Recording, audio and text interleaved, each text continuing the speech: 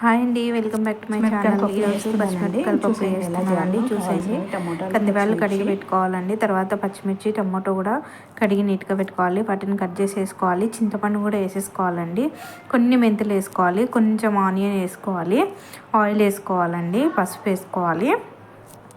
చూసారా, 5-6 విజిల్స్ పెట్టాలండి. తర్వాత పప్పు కొంచెం ఉప్పు వేసుకొని మెదుపుకోవాలి. అలాగే కొత్తిమీర కూడా మనం మెదుపుకున్నప్పుడే వేస్తే కనుక మంచి టేస్ట్ వస్తుందండి. తర్వాత పోపు వేసేయాలండి. పోపుకు ఆయిల్, తర్వాత పోపు గింజలన్నీ వేసుకోవాలండి. వెల్లుల్లి బాగా దండిగా వేసుకోవాలండి. పప్పు మంచి టేస్ట్ వస్తుంది, చాలా బాగుంటుంది.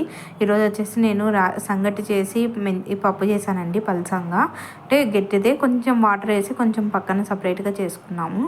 చాలా బాగుందండి. అసలు పప్పు సంగటి సూపర్ టేస్ట్ వచ్చిందండి.